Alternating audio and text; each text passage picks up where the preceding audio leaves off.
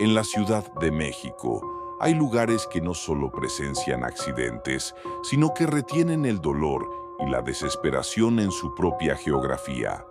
Un punto en la carretera Picacho-Ajusco, donde el asfalto se retuerce sobre el barranco, es conocido por los choferes como la Curva del Diablo.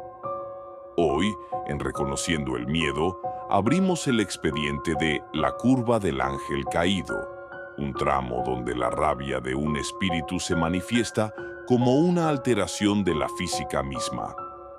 Esto no es solo una leyenda, es un patrón de fractura psicológica que empezó a tomar forma en el registro vial desde hace décadas.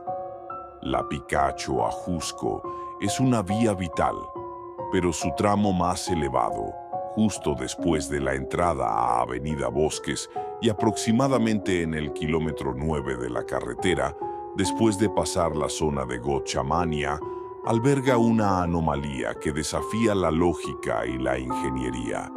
Los conductores experimentados juran que en esa curva no es que el auto se deslice por falta de pericia, sino que se siente como si la gravedad actuara de forma diferente. Es una fuerza oscura y poderosa que jala el vehículo hacia afuera de la carretera, directamente hacia el precipicio, como si el vacío mismo reclamara su tributo. Es una sensación de negación total de la voluntad, como si por un segundo la dirección de tu vehículo fuera controlada por algo externo, frío y hostil, que desea sacarte del camino.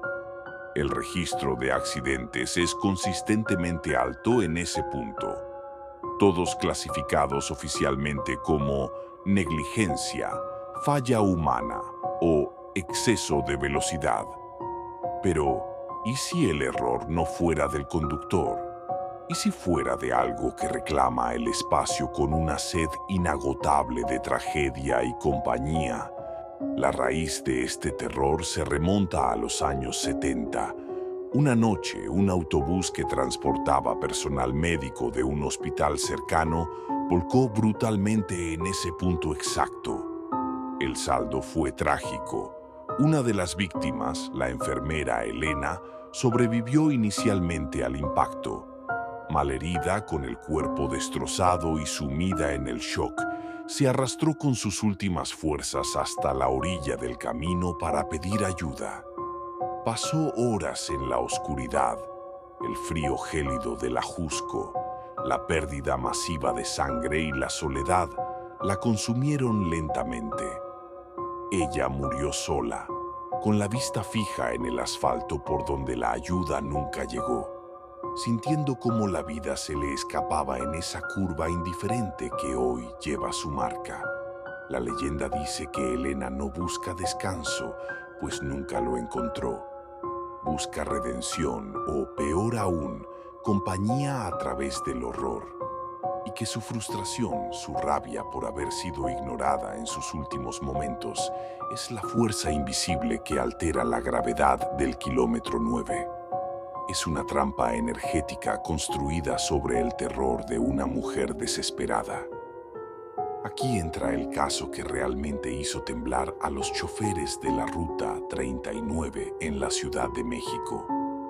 Martín, chofer veterano de los camiones de esa ruta, conocía esa curva mejor que nadie. Era un hombre escéptico, acostumbrado a los peligros de la ciudad y a las largas jornadas nocturnas. En 2015, cerca de las 1:30 de la mañana, Martín hacía el descenso final del día después de su última vuelta de servicio. El camión estaba completamente vacío, las luces del habitáculo apagadas. Solo la luz tenue del tablero y el rugido del motor eran sus compañeros.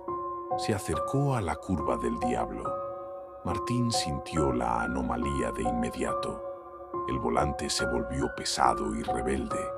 No era un patinazo por pavimento mojado, sino que una fuerza lo estaba jalando con determinación hacia el exterior de la curva. Su pesado camión empezó a inclinarse peligrosamente hacia el borde del precipicio. Martín luchó con todas sus fuerzas, con los nudillos blancos por la tensión, logrando enderezar la unidad en el último segundo.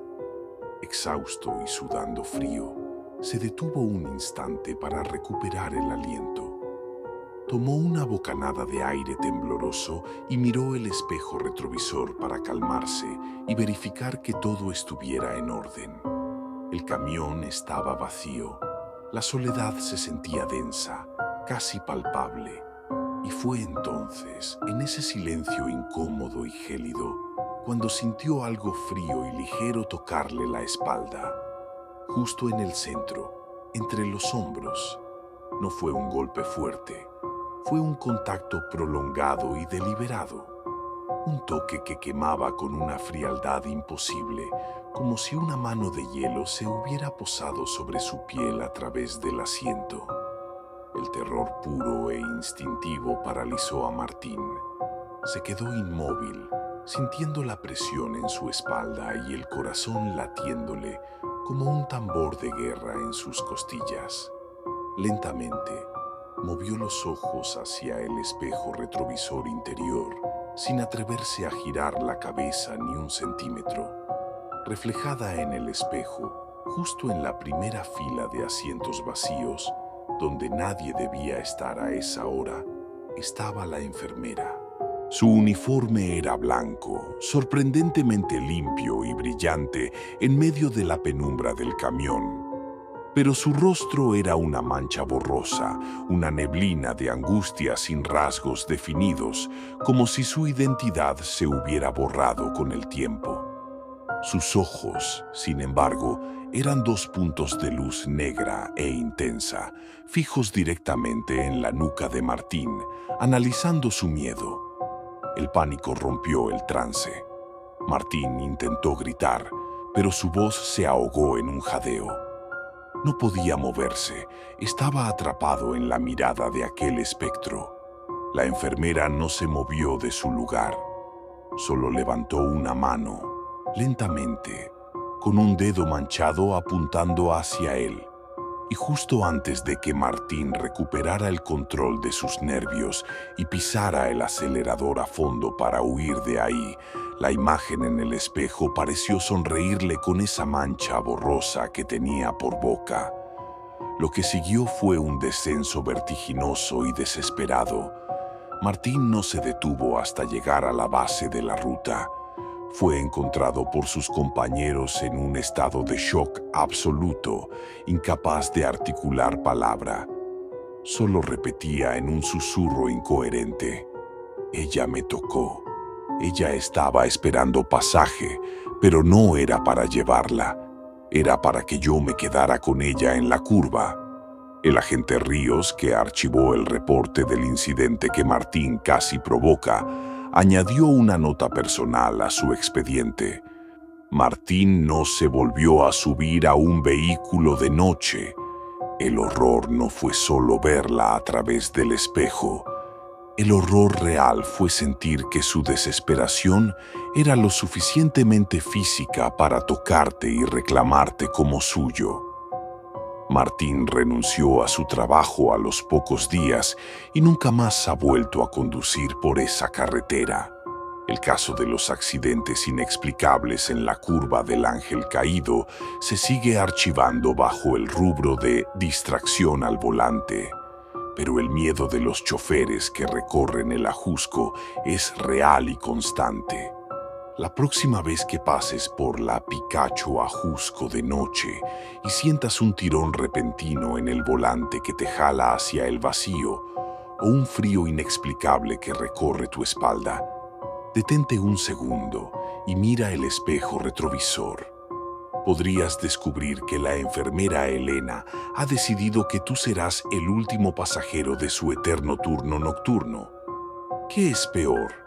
¿Que un espíritu intente sacarte de la carretera o que te toque dejando la marca de su muerte en tu propia espalda?